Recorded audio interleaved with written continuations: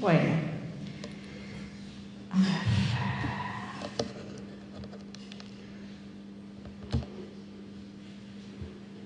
Yo voy a arrancar leyendo la versión de Mateo del pasaje y después vamos a pasar a Lucas, me gustó más. ¿Qué quieren que les diga? Está más lindo, pero bueno, toca predicar Mateo. Pero bueno, nos va a enriquecer nos va a traer un montón de cositas que podemos sumarle. Ya vamos llegando. Vamos a ver, acá estamos. Acá estamos.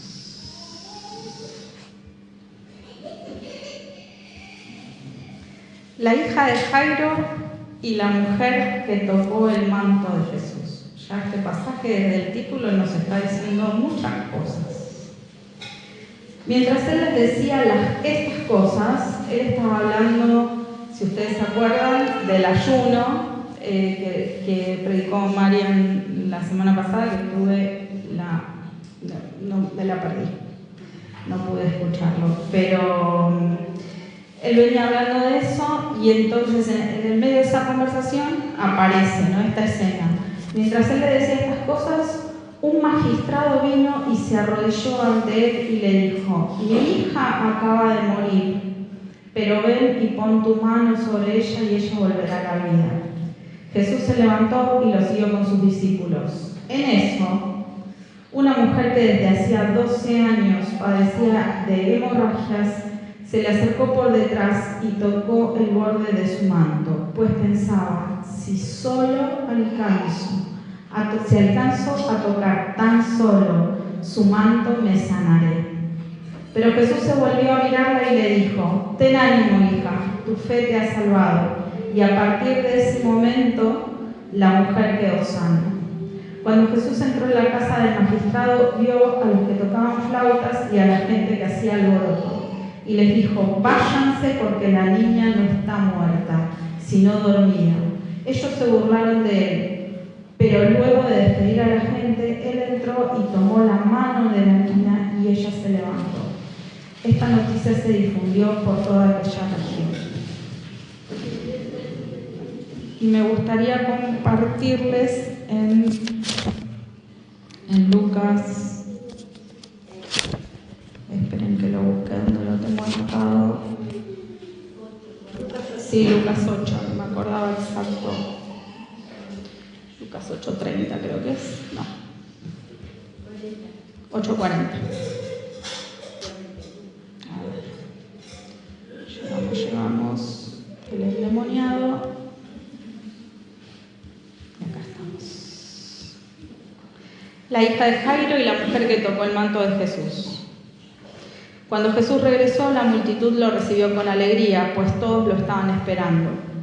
Llegó entonces un hombre llamado Jairo, que era jefe de la sinagoga. Este hombre se arrojó a los pies de Jesús y le rogó que fuera a su casa, pues su única hija, que tenía como 12 años, se estaba muriendo. Mientras Jesús se dirigía a la casa de Jairo, la multitud lo apretujaba. Una mujer que hacía 12 años padecía de hemorragias y había gastado en médicos todo lo que tenía, sin que ninguno hubiera podido curarla, se le acercó por detrás y le tocó el borde del manto. Al instante su hemorragia se detuvo. Entonces Jesús dijo: ¿quién me ha tocado? Todos negaban haberlo tocado. Así que Pedro y los que estaban con él le dijeron: Maestro, son muchos los que te aprietan y te oprimen. Pero Jesús dijo: alguien me ha tocado. Yo sé bien que de mí ha salido poder. Cuando la mujer se vio descubierta, se acercó temblorosa y se arrojó a los pies de Jesús y delante de todo el pueblo le contó por qué lo había tocado y cómo al instante había sido sanada. Entonces Jesús le dijo: hija, tu fe te ha sanado, ve en paz. Mientras Jesús hablaba, alguien de la casa del jefe de la sinagoga llegó para decirle: tu hija ha muerto, no molestes más al maestro. Cuando Jesús oyó esto, le dijo: no temas, solo debes creer y tu hija será sanada. Jesús entró en la casa, no dejó que nadie entrara con él, excepto Pedro, Jacobo y Juan y los padres de la niña. Todos estaban llorando y se lamentaban por ella, pero él les dijo: no lloren, no está muerta sino dormida. La gente se burlaba de él, pues sabían que la niña estaba muerta, pero él la tomó de la mano y con fuerte voz le dijo: niña, levántate. La niña volvió a la vida y enseguida se levantó y Jesús le mandó a que le dieran de comer. Sus padres estaban atónitos, pero Jesús les mandó que no dijeran a nadie lo que había sucedido. Bueno, dos historias que se entrecruzan y el Señor me inquietó para charlarla o para compartirla desde el lado de la perspectiva de género. No enloquecí, no me hice pañuelito ahí. Pero, ¿qué es esto de la perspectiva de género que tanto se habla, ¿no? Y que a veces lo miramos medio de reojo, ¿no? Con desconfianza, como todas aquellas cosas que son distintas y a veces no nos entran en la cabeza de uno. Esto de mirar con perspectiva de género algo es esto, una mirada que la sociedad tiene o el conjunto social tiene hacia determinados temas, pero poniéndose en un lugar particular. No es una mirada general, sino que yo me pongo desde el punto de vista, por ejemplo, de un niño mirando un derecho que puede ser vulnerado y qué limitaciones tiene ese niño para llegar a conseguir que ese derecho sea tomado en cuenta. Esto es la perspectiva, ¿no? La perspectiva de género es ponernos en el lugar de una mujer para ver en las distintas sociedades, en los distintos momentos históricos, contextos sociales, esa figura de la mujer, qué dificultades, qué limitaciones, qué es lo que tiene de distinto para arribar a las mismas cosas, por ejemplo, que un varón. Bueno, el tema después ha sido usado para miles de cosas que por ahí no están tan buenas, pero la mirada en sí, el ejercicio de esta mirada está bueno, porque es ponerse en el lugar del otro que tal vez tenga algún tipo de limitación, ¿no? Ponerse en el lugar de un discapacitado, la perspectiva de discapacidad, ponerse en el lugar de un niño, ¿no? Los derechos de los niños adolescentes, lo mismo, desde ese contexto de limitación del niño.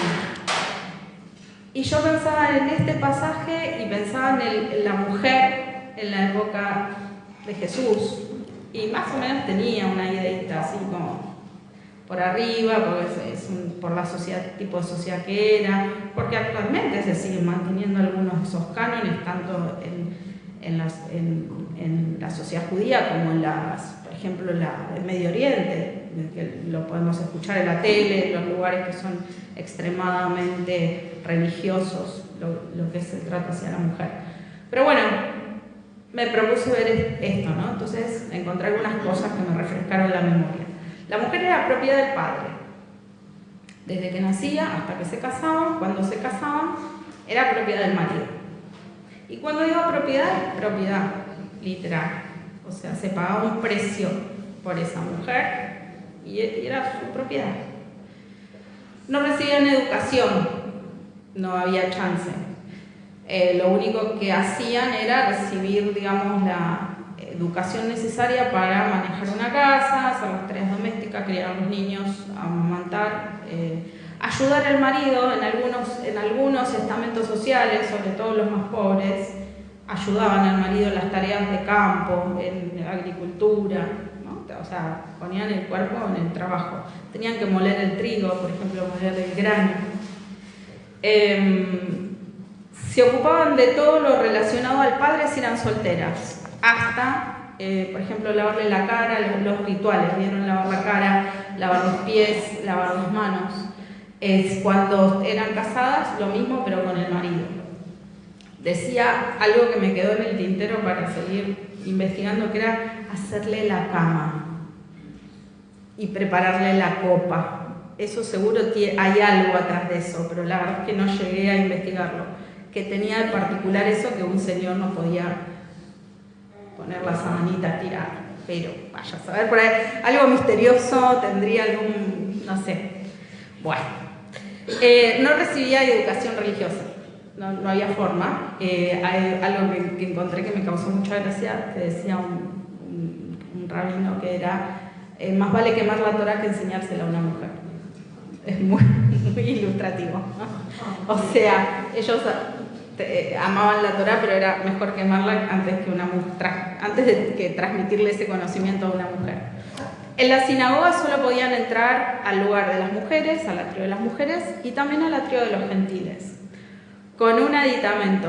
Cuando tenían familia, en su puerperio, digamos, si habían tenido un hijo varón, por 40 días ni siquiera podían entrar al atrio de los gentiles. Pero si habían tenido una hija mujer, por 80 días, porque parece que era más complicado la purificación. Claro, o sea, era pobrecitas, era como muy complicado. Lo peor de todo que pensaba que esto sigue pasando. Por ahí un poquito más livianito, pero no sé hasta dónde. No podía ser testigo, porque era considerada una mentirosa de origen. Bueno, no tenía derecho a herencia si había hermanos varones, si había en la línea ascendente varones, o si no estaba su hermano varón porque había muerto, si su hermano varón había dejado descendientes varones. O sea, era como la última de la lista. No se las contaba.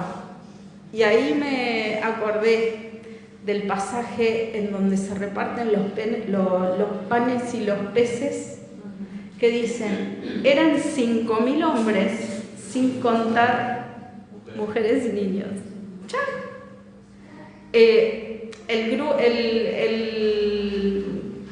Este pasaje me muestra dos grupos bien sesgados y bien dejados de lado, ¿no? Porque el pasaje habla de una niña y de una mujer. Pensaba también en eso. Bueno, y por último algo que encontré también que me quedó ahí boyando. El nacimiento de los hijos varones era una alegría y el de las hijas mujeres una tristeza. Desdichado aquel cuyos hijos son niñas. Bueno, después de todas estas cosas tan alentadoras para nosotras chicas, vamos a poner las cosas en orden. Mirando el pasaje, ¿qué vemos? Lo primero que veo es que las mujeres no tienen nombre. Son invisibles, no tienen nombre. Una está nombrada en función de su padre, la hija de Jairo. Y la otra en virtud de algo que la ponía en un lugar de impureza el 100% del tiempo, ¿no? El flujo de sangre. Ambas relacionadas con la impureza en el pasaje, porque como vimos, la niña está muerta y Jesús le toma la mano. Y el número 19:11 decía que tocar un cadáver lo ponía a uno en una situación de impureza por 7 días. Y la mujer impura por el flujo de sangre era impura todo el tiempo. O sea que esa mujer estaba separada de la posibilidad de entrar siquiera al atrio de los gentiles o a tener esa relación con Dios, porque acuérdense que ellos la relación con Dios la tenían asociada al templo, ¿no? De distinta forma, que es el acceso que tenemos nosotros ahora directo, que el Espíritu Santo vive dentro de nosotros, somos templos de Dios. Pero ellos tenían que tener un templo físico, un lugar físico, y si vos no accedías a eso, no estabas en relación con Dios. O sea, situaciones como muy marginales, ¿no? Ambas situaciones muy límite y definitivas, o sea, una muerte irreversible y una situación de salud que la dejabas por fuera de la sociedad, porque tampoco podía tener contacto con otras personas. Después lo vemos a Jairo, y ahí cambian un poco las cosas. Tiene nombre, es un principal de la sinagoga, tiene un estatus, un lugar en la sociedad, es seguramente valorado y querido por el lugar que ocupaba, tiene un lugar de poder, no es cualquier lugar. Y este Jairo le trae a Jesús una situación de urgencia,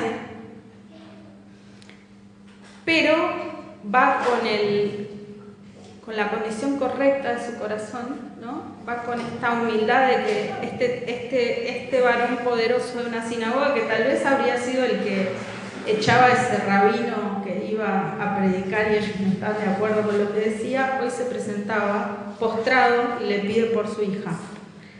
Él arriesga todo lo que tiene, su reputación, porque después había que volver a la sinagoga, ¿no?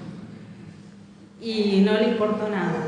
Pero me acordaba de cuando charlamos el pasaje de la barca y los discípulos, que también me vino esta idea de fueron al lugar correcto a pedir ayuda, no fueron al capitán, fueron a despertar a Jesús. Y Jairo no fue a otro lado que no fue a postrarse a los pies de Cristo y decir, ven, ¿no? Lo llama para que venga con él. Pero en el medio de esta fe incipiente de Jairo, porque evidentemente él creía que Jesús la podía salvar, se atraviesa la mujer. En el medio del relato se nos atraviesa la mujer con el flujo de sangre. Entonces, acá, la urgencia de Jairo por llegar a la casa, en un evangelio dice estaba muy mal, en el otro dice se había muerto. Ambos extremos eran de una urgencia, ¿no? De algo que necesitaba una atención inmediata. Y se cruza esta señora que era menos que la nada misma, mujer, impura, con un flujo de sangre que nadie sabía nada, ¿no? Porque ahí ella se cruza. Y la situación parece como que se detiene. Esta fe de Jairo, que está incipiente, como que tiene un stop. El Evangelio de Lucas nos cuenta que esta mujer tiene 12 años de sufrimiento, o sea que pensemos que es 12 años de estar fuera de la sociedad, 12 años de estar fuera de la relación con Dios, realmente una persona marginada, ¿no? Caída del mundo, caída del mundo. Y también nos recalca que usó la solución del mundo. ¿Qué hizo? Fue al médico. ¿Y qué hizo? Dejó todo lo que tenía. Todos sus recursos lo puso, fue y apostó por la solución del mundo, ¿no? El médico. Pero se acerca de incógnito a Jesús, creyendo que si solamente le toca el borde del manto, ella iba a ser sanada. Esta fe de un tamaño monumental, ¿no? Solamente tengo que llegar cerca. Y ante la mirada de Jesús, que dicen, ¿quién me ha sanado? ¿Quién me ha tocado? ¿Quién me ha tocado? Porque yo sentí que salió de mi poder. Evidentemente, este toque de ella fue con esa fe necesaria para que se produjera el milagro, ¿no? Y siento que en ese momento ella se quedó expuesta, porque estaba delante de todo el mundo, sabía que había sido ella la que lo tocó, no había dudas, pero tenía que reconocer delante de todos que ella, mujer impura, los había dejado impuros a todos los que estaban alrededor y al mismo Señor. Pero se postró y le abrió su corazón y le dijo, fui yo. Y no solamente le reconoció que había sido ella, sino que le explica por qué. O sea, se expone de una manera brutal, adelante de todos. Y da testimonio para la gloria de su nombre. Pero dice, pero desde el momento que toqué, sentí que fui sanada. Entonces, acá viene una frase de Jesús que me conmovió mucho. Dice, tu fe te ha salvado, ve en paz. Y no dice sanado. El Evangelio de Mateo no dice sanado, dice salvado. Digo, ¿cuántas veces oramos por sanidad y no nos damos cuenta lo ricos que somos, que ya tenemos salvación? Hay algo más amplio que la sanidad. La sanidad es temporal, es parcial, me puedo enfermar de otra cosa, me voy a morir, básicamente, cuando llegue a la edad, me moriré, pero la salvación es para siempre. Y cómo me gustó esto de que Jesús le haya mostrado esa diferencia. No le dijo sanar, te doy algo mejor que tu sanidad, te doy la salvación. Y esto de ve en paz, la palabra paz estaba en el original con la palabra eirene en griego, que es casi un equivalente de shalom. Y esta paz implica mucho más que la ausencia de conflicto, seguramente lo habrán escuchado, es algo como un bienestar integral, un bienestar de mente, cuerpo, espíritu. Y básicamente algo que me conmovió, dice que es un estado de plenitud y reconciliación con Dios. Es esa la famosa paz que sobrepasa todo entendimiento, esa que yo les digo que tenía el domingo manejando cuando no sabía qué iba a pasar, y sin embargo yo decía, ¿cómo puede estar así si ayer estaba loca como una cabra? Y era algo inexplicable, realmente era esa paz total. Y después pensaba, Jesús, príncipe de paz, es el que trae reconciliación con Dios, ¿no? A través de su muerte y resurrección. Y dos pasajes que me vinieron con esto, con el tema de la paz. Él es nuestra paz, el que hizo de dos uno, derribando el muro que nos separaba, en Efesios 2. Y después, justificados pues por la fe, tenemos paz para con Dios por medio de nuestro Señor Jesucristo, el gran reconciliador. Esto que vamos a recordar hoy, ese sacrificio que nos reconcilió con el Señor. Dejamos a la mujer y ahí lo cerramos con todos estos aditamentos, ¿no? que vimos, y después ya vamos a volver a las mujeres, pero miramos de nuevo a Jairo. Este Jairo que se había quedado suspendido, no sé en qué estado mental, pensando, mi hija está grave, mi hija se está muriendo, y vienen y le dicen, no molesten más al maestro porque se murió, ¿no? El Evangelio de Lucas dice esto, no molesten más al maestro porque ya se murió. Y ahí pensaba, ¿cómo tenemos un Señor, un Dios tan personal para cada uno de nosotros, que usa distintos procesos con cada persona, ¿no? Porque digo, al centurión, cuando fue a pedirle que le sanara al esclavo, ni fue a la casa. Dijo, listo, anda, que ya está. A Lázaro lo dejó 4 días, 3 días, hiede ya, decían, ¿no? Señor, ya está. Se quedó, retrasó su partida, no vamos a esperar un día más. Y a este hombre se entretuvo en el camino preguntándole a esta mujer todas estas cosas que tampoco hubiesen sido tan... A ver, ante la urgencia de una muerte, de una persona en situación de muerte, tampoco hubiesen sido necesarias desde nuestro punto de vista. Pero evidentemente en el proceso de cada uno de nosotros, en nuestra fe, en las distintas situaciones, a veces somos el centurión, a veces somos Lázaro y a veces somos Jairo. El Señor no nos trata siempre de la misma manera. Ni a nosotros, ni a los demás, ni porque al otro lo sanó rápido y a mí no me sanó, no me ama, o porque al otro lo sanó y a mí no. Qué bueno poder tener esta mirada y entender que este Dios está hasta en esos detalles, de los procesos que a nosotros nos van haciendo crecer en lo espiritual, ¿no? Jesús le dice, no temas, cree solamente. De nuevo, el Evangelio de Mateo dice, la versión que yo había leído al principio, que es Reina Valera, no esta que leí hoy, dice, será salva y no sana. Siempre la salvación como ese regalo mayor más que todo el resto de las cosas que nos pueda dar, ¿no?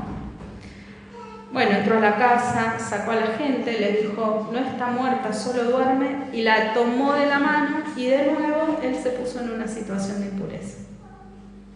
A una niña que era menos que una mujer, y una mujer es menos que un esclavo y menos que un gentil, así que imagínense, por algo tan poco considerado socialmente, todo lo que él rompió, todos los paradigmas que quebró para volver a darle salvación a esa chica. Y pensaba, bueno, ¿y qué veo, no? Y veo en Jairo un papá desesperado, que no tuvo dudas, primero, de tener esa fe, de reconocerlo a Jesús como esa persona que podía hacer el cambio, que podía lograr la sanidad de su hija, a costa de lo que fuera. Primero, de su propia reputación. El costo que iba a pagar, imagino yo que debía ser altísimo. Y después valoraba esto de la fe en proceso que tuvo Jairo, porque ese detenerse lo puso en un estado de que, no sé, le podía haber agarrado el cuello y llevado, qué sé yo. Ante la desesperación, yo me imagino mamá de desesperación que mi hijo está enfermo y lo agarra un médico y no sé, me lo oreja yo. Y esto también, ¿no? Cómo esa fe se seguía ejercitando y acrecentando en el proceso de la espera. ¿Y cuántas veces tenemos en poco nos causa tanta tristeza, tanta angustia este proceso de la espera, cuando el Señor ya tiene todos los resultados en su mente y en su orden puestos en la vida nuestra? Pero como desde lo humano nosotros somos tan ahí falladitos que no podemos, nos cuesta mucho pasar esos procesos de espera. Bueno, este gobernante judío se acercó a un rabí despreciado, ¿no? Pero se acercó a la persona correcta en el lugar correcto, reconociendo que Jesús podía sanar. Y Jesús, una vez más, llevando a la niña a salvación. ¿Y qué me dejó el pasaje? El pasaje me dejó muchas cosas desde una óptica que tal vez no es la óptica tradicional de este pasaje, ¿no? Porque es un pasaje que habla sobre sanidad, en el fondo.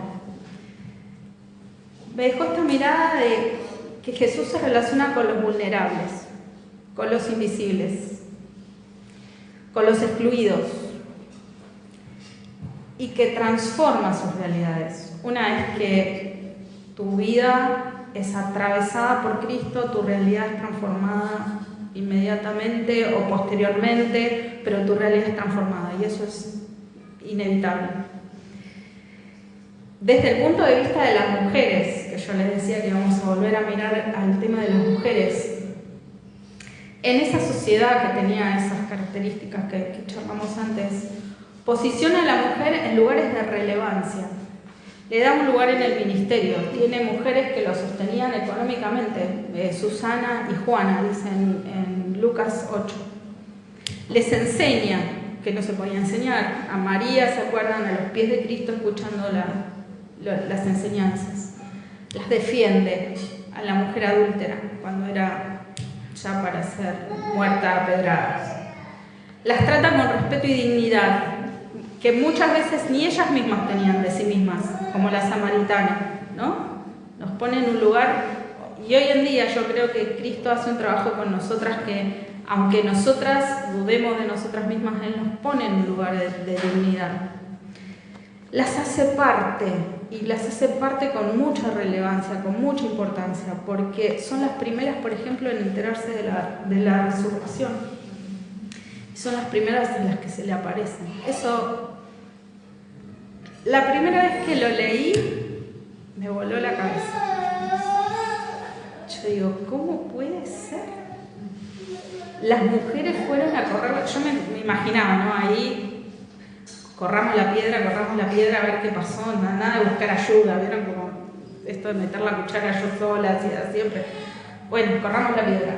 Esas mujeres, cuando se les aparece y tienen la confirmación de todo lo que Él les había venido diciendo a los discípulos, ¿no? Me pareció de un amor maravilloso por la mujer, de ponernos en ese lugar de privilegio central. En un mundo que ofrece soluciones parciales, como la perspectiva de género, hay un Jesús que no ofrece soluciones parciales, no ofrece parches, ¿no? Nos levanta de nuestro lugar de vulnerables, en el que todos estamos de una manera u otra y nos pone en un lugar de privilegio. Y cuando el velo se rasgó, ¿se acuerdan cuando está el pasaje que dice que cuando él se muere se rasga el velo de arriba hacia abajo? Lo dice. Decía, estaba viendo las medidas del velo del templo, eran como 18 metros, 10 centímetros de ancho. Cuando ese velo se rasga, no solamente Él abre el camino hacia el Padre para que todos tengamos una relación directa con el Padre, sino que la clave y la palabra es todos. Todos, ¿no? Cada persona que hay ahí afuera, igual que nosotros, son excluidos, son vulnerables, son invisibles. Entonces, ahí pensaba, primero, ¿qué me pasa a mí con esas personas? Y no necesariamente hablo de que tiene que ser una persona de la calle. ¿Qué me pasa con las personas de afuera? ¿Y cuánto del Evangelio y de Cristo comparto para que esas personas sean posicionadas en el lugar de dignidad que tienen que tener, que podrían acceder de conocer a Cristo? Y por último, pensaba de cómo cambiaban las cosas, ¿no? Por ejemplo, mirando la vida de Pablo, ese hebreo de hebreos, ¿no? Fariseo, todo como él se describe. Hay una oración que los judíos siguen haciendo al día de hoy, a la mañana, que se llama Shaharit, y que dice, es muy impresionante, dice, la voy a leer exactamente: bendito eres tú, Dios nuestro Rey, Rey del universo, que no me hiciste gentil, que no me hiciste esclavo, que no me hiciste mujer. Esa oración se sigue diciendo hoy, es lo primero que hacen cuando abren los ojos antes de levantarse de la cama. Y Pablo, que se encontró con este Jesús en su vida, este Pablo vulnerable, este Pablo no invisible porque tenía un lugar de privilegio, pero bueno, excluido del reino hasta ese momento, termina diciendo en Gálatas 3:28, en Cristo no hay judío ni griego, esclavo ni libre, varón ni mujer, sino que somos uno en Cristo Jesús. Así que recordando esto, hoy vamos a recordar la muerte y la resurrección del Señor. Demos gracias una vez más porque ese sacrificio hizo que todos, que somos excluidos, invisibles, vulnerables, podamos tener acceso a lugares que de otra manera no hubiésemos podido, a la salvación y, como dice Efesios, a esas bendiciones en los lugares celestes, ¿no? Que habitamos con Cristo Jesús. Así que, si les parece, vamos a orar por esto. Gracias, Señor. Gracias primero porque me hiciste mujer. Gracias, Señor, porque me diste esta visión. Gracias por la vida de cada una de mis hermanas. Gracias porque nos diste la dulzura, nos diste otra forma de mirar la vida y nos diste compañeros en el varón, complementarios. Señor, todo lo hiciste según tu orden, según tu plan, y tan perfecto que ha sido, Padre. Gracias porque nos permitiste, a través del sacrificio de Cristo en la cruz, tener un lugar de privilegio, Señor. Toca cada uno de nuestros corazones, Señor, para inquietarnos por los excluidos, por los vulnerables, Señor, por los invisibles que hay ahí afuera y todavía no te conocen. Señor, y puntualmente hace que nuestro corazón nos reconozca a nosotros mismos como vulnerables, como excluidos, como necesitados de vos, Señor. Que podamos entender que sin vos, Señor, la vida no es completa, no no tiene sentido, que la salvación, Padre, es el regalo más grande que nos diste y que podemos llevar este mensaje del Evangelio para todos aquellos que lo están necesitando allá afuera, que están necesitados de oír de tu amor. Inquietarnos esta semana, Señor. Pon ese tema en nuestro corazón, que el Espíritu Santo nos esté dirigiendo, Señor, nos esté mostrando, nos esté inquietando, nos esté poniendo por delante las personas, trayendo a la mente las personas para que podamos estar orando por ellas. Padre, gracias. Gracias por tu palabra, gracias por la riqueza de ella, gracias porque, como hablábamos hoy con Eduardo, esta palabra que sale de una mente infinita, apenas, Señor, si podemos estar tocándola y entendiéndola, pero sabemos que tu Espíritu hace la obra en nosotros y te damos gracias por eso. En el bendito nombre de Jesús. Amén.